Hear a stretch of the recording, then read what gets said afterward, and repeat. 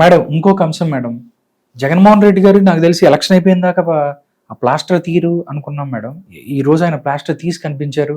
నిజంగా మొన్న దాడి జరిగిన తర్వాత దానికి సంబంధించి ఎంతో మందిని అరెస్ట్ చేశారు, వాళ్ళందరం బాధ పెట్టారు.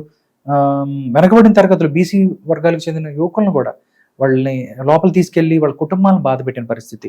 6 కుట్లు పడ్డాయి అన్నారు మేడం. నిన్న ఈ రోజు బ్యాండేడ్ తీసేస్తే క్లీన్ గా ఫెయిర్ అండ్ లవ్లీ రాసుకున్నట్టు ఉంది. ఒక్కసారి అంటే ఇదంతా ఒక ఓట్ల కోసం జరిగిన నాటకం అనొచ్చా మనం? ఖచ్చితంగా ఇది ఐపాక్ డ్రామా చేశాడు. ఐపాక్ డ్రామా అని అంటారా? ఖచ్చితంగా అదే. కోడికత్తిది అప్పుడు ఎలాగైతే చేశాడో గులకరాయి ఇష్యూ కూడా అదే చేశాడు.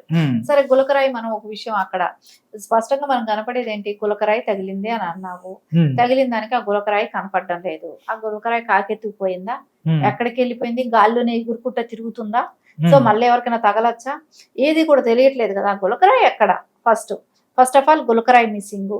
తర్వాత కరెంట్ లేనప్పుడు ఆయన ఎందుకు ఆయన అసలు ఒక రాష్ట్ర ముఖ్యమంత్రి వస్తున్నప్పుడు కరెంట్ ఎందుకు తీసేశారు, కరెంట్ ఎందుకు పోయింది. సరే, కరెంట్ పోయినది అనుకున్నాం.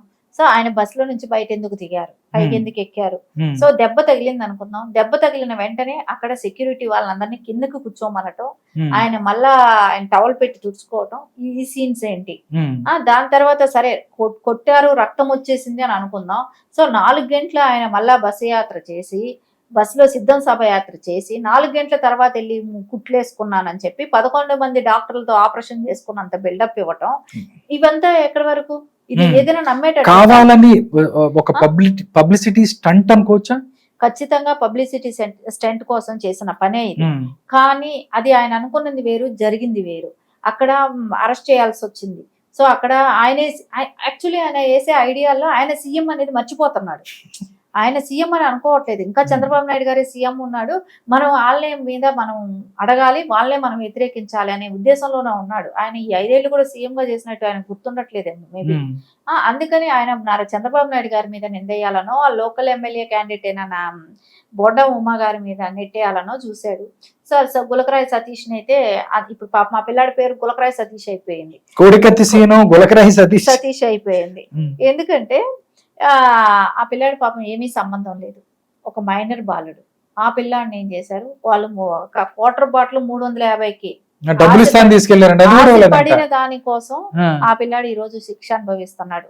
కానీ యాక్చువల్లీ వాళ్ళ మదర్స్ చెప్పిన ప్రకారం, వాళ్ళని వడ్డరి కులం వల్ల ఆ రోజు బీసీ కులం కాబట్టి వాళ్ళు ఆ రోజు చెప్పిన ఇదేంటంటే, మేము దానికోసం ఆశపడి వెళ్ళాం, 350 డబ్బులు ఇస్తానన్నారు, వాటర్ బాటిల్ అన్నారు, ఆశపడి వెళ్ళాం. వెళ్ళిన తర్వాత అక్కడ మమ్మల్ని దాటి ఆయన వెళ్ళిపోయిన తర్వాత మా పిల్లలు మాతోనే ఇంటికి వచ్చేసారు అని చెప్తున్నారు వాళ్ళ తల్లులు. సార్ మేమే తీసుకొచ్చేసాం, మేము మమ్మల్ని దాటి వెళ్ళిన 1 అవర్ తర్వాత ఎక్కడో జరిగింది, కానీ అది మా పిల్లల మీద నెట్టారు అని చెప్పి వాళ్ళు చెప్తున్నారు. సరే, ఆ పిల్లాడిని కూడా ఎలా అరెస్ట్ చేశారు, 3 రోజులు అయింది. 3 రోజుల వరకు కూడా అక్కడ కమిషనర్ గా ఉన్న రానా గారు ఏం చేశారు, 2 లక్షల పారితోషికం అని చెప్పి ఎవరైతే పట్టిస్తారో వాళ్ళకి మేము బహుమతి ఇస్తామని చెప్పి 2 లక్షలు అనౌన్స్ చేశాడు. దాని తర్వాత నెక్స్ట్ డేనే దొరికారని వీళ్ళు చెప్పటం, ఆ దొరికిన సతీష్ ఏమో దుర్గారావు పేరు చెప్పటం, ఆ దుర్గారావు ఏమో బోండమ్మ గారికి అనుచరుడుగా ఉన్నాడని అని, అతని పేరు చెప్పండి, బోండమ్మ గారి పేరు చెప్పమని దుర్గారావుని హింసించటం, ఇవన్నీ జరిగాయి. దుర్గారావుని కొట్టటమే కానివ్వండి, అతని పేరు అతను ఉన్నాడని నువ్వు అడ్మిట్ అవ్వాలి, నువ్వు చెప్పాలి అనేది ఆయన హింసించడం జరిగింది. సో ఆయన లేదు అని ఖచ్చితంగా నేనే చేయనప్పుడు బొండమ్మ గారి పేరు నేను ఎందుకు తీస్తాను, నేనే దానిలో ఇన్వాల్వ్మెంట్ లేదు, నాకేం సంబంధం ఉంది, నా ఫోన్ చెక్ చేయండి, నేను ఆ టైంలో ఎక్కడున్నానో మీరు చెక్ చేసుకోండి అని చెప్పి ఆయన మాట్లాడటంతో తర్వాత ఆయన విడుదల చేయడం జరిగింది. అప్పటి నుంచి పెట్టిన బ్యాండేజ్ అది మీమ్స్ కానీ ట్రోల్స్ కానీ విపరీతంగా చేశారు. ఒక సీఎం బ్యాండేజ్ పెట్టుకుంటే మేమంతా పెట్టుకోవచ్చు కదా అని చెప్పి అన్నట్టు అది ఒక ఫ్యాషన్ లాగాను, దానికి ఒకటి బెట్టింగ్స్ కూడా తీస్తాడా తీయడా, ఎలక్షన్ల తర్వాత వరకు కూడా ఉంటదని కొంతమంది, ఎలక్షన్ల వరకు ఉంటదని కొంతమంది, లేదు తీసేస్తాడని కొంతమంది, ఇలా బెట్టింగ్స్ కూడా పెట్టుకున్నారు. అంటే అన్నిటికన్నా దారుణం ఏంటండి మేడం, సీఎం గారికి ఎంత తగిలితే పక్కనున్న వెల్లంపల్లి శ్రీనివాస్ గారి కన్ను మొత్తం మూసేశారండి ఇక్కడ దాకా. కన్ను మొత్తం పోవటం, అది కూడా అంట ఈయనకి తగిలి ఆయన కన్ను పోయి కాళ్ళకు కూడా దెబ్బ తగిలింది. అదేటో పోయింది కింద కాళ్ళకు దెబ్బ తగిలితే కాళ్ళ దగ్గర పడతాడా లేదా, అసలు ఒకళ్ళ తగలంగానే కింద పడాలి గులకరాయి చిన్నది. అట్లా అనుకుంటే ఈయన నటుడు అనుకుంటే ఆయన మహానటుడు, ఆయన మొత్తం అంతా కవర్ చేసి మొత్తం నడుతున్నాడు. అసలు అది కూడా కాదు, ఆయన ఇంకెంత నటుడు అంటే 4 గంటలు వీళ్ళతో ర్యాలీ చేశాడు. అప్పుడు అసలు కట్టేలేదు, ఏమీ లేదు. సాయంత్రానికి కట్టొచ్చు. సాయంత్రం కదా, నెక్స్ట్ డే మార్నింగ్ కి మనం చూసాం అందరం కట్లు. ఆయన పెద్ద చక్కగా పూజ చేసుకొని ఓ పెద్ద బొట్టు పెట్టుకొని తర్వాత ఆయన అది కూడా ఎక్కడో చూసాను సోషల్ మీడియాలోనే, ఆయన టీ షర్ట్ వేసుకొని అప్పుడు బ్యాండేజ్ పెట్టుకున్నాడు. అందుకే అందరూ కూడా ట్రోల్ చేశారు. టీ షర్ట్ వేసుకొని కన్నుకి, అంటే టీ షర్ట్ అంటే పైన నుంచి చేస్తారు, షర్ట్ అంటే ఇట్లా తీసేసేయగలుగుతారు కాబట్టి, సో టీ షర్ట్ వేసుకొని నువ్వు ప్యాక్ ఇది చేసుకున్నావు మళ్ళీ తీసేది ఎట్లా బ్యాండేజ్ అని చెప్పి కూడా అందరూ ట్రోల్ చేయడం జరిగింది.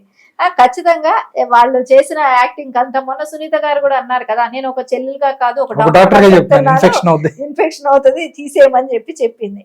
అంటే వాళ్ళకందరికీ కుటుంబ సభ్యులకు అందరికీ కూడా తెలుసు ఇది పెద్ద డ్రామా, యాక్ట్ చేస్తున్నాడు అని చెప్పి. సరే ఎన్ని రోజులు పెట్టుకొని తిరిగినా మళ్ళీ ప్రజలు హర్షించనుకున్నాడో ఏమో. సో మొత్తానికైతే బ్యాండేజ్ తీశాడు. బ్యాండేజ్ తీసి ఈ రోజు అంటే 14 రోజులు పట్టింది ఒక సీఎం కి ఒక చిన్న దెబ్బ తగిలితే తగ్గటానికి.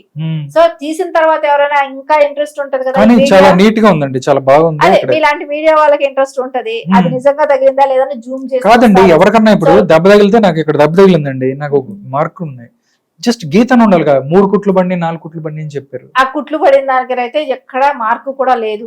సో తగిలింది ఎక్కడ ఒక చోట మచ్చైనా వైట్ తెల్ల మచ్చ అనేది ఉంటది. సో అలాంటిది కూడా లేదు. యాక్చువల్లీ దెబ్బ తగిలితే 2వ రోజుకో కూడా స్టిక్ బ్యాండేజ్ తీసేస్తే గాలికి ఆరిపోతుంది. అంతేగాని ఇన్ని రోజులు అయితే ఎక్కడా ఉండదు. నేను అదే అన్నాను, బైపాస్ సర్జరీ చేసుకున్నా కూడా మనకు ఇన్ని రోజులు కట్లు కట్టుకున్న వాళ్ళని కూడా చూడట్లేదు ఈవేళ. అంత మెడికల్ పరంగా అంత అడ్వాన్స్ అయినప్పుడు ఈ చిన్న దెబ్బ తగిలిందని ఆయన చెప్తున్నాడు. ప్రజలు ఎవరు కూడా నమ్మట్లేదు, ఎవరు నమ్మే పరిస్థితి కూడా లేదు. ఇప్పుడు ఏం జరిగినా అన్యాయం అయిపోయింది.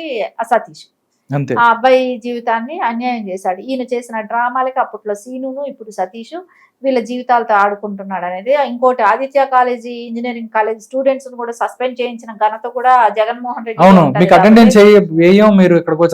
రావాలి. వచ్చిన దానికి వాళ్ళు ఏదో పిల్లలు పవన్ కళ్యాణ్ గారి గురించి జై పవన్ కళ్యాణ్ గారు అన్నట్టుతో వాళ్ళందరినీ సస్పెండ్ చేయటమే కానివ్వండి. ఇప్పుడు వాళ్ళకి రాజకీయాల సంబంధం లేదు, తీసుకొచ్చింది మీరు. సో వాళ్ళ నోర్లు కంట్రోల్ చేయాలని చూసారు, వాళ్ళు ఆగలేదు, ఇప్పుడు వాళ్ళని సస్పెండ్ చేశారు.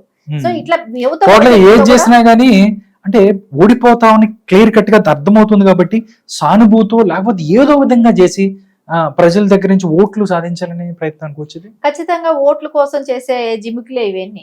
ఓట్ల కోసం ఏదైనా చేస్తాను, ఎంతటి పనికైనా నేను దిగజారుతాననే రకంగా ఉన్నాడనేది మనకు ఖచ్చితంగా ఇక్కడ కనపడుతుంది. ఆయన ఎన్ని చేసినా కూడా ప్రజలు నమ్మే పరిస్థితులు అయితే లేరు. మొత్తానికి ఈ డ్రామాతో అంటే ఫస్ట్ టైం కోడికత్తి అప్పుడైతే కొంచెం ఈయన మీద ఒక ఛాన్స్ అని తిరుగుతా ఉన్నాడు.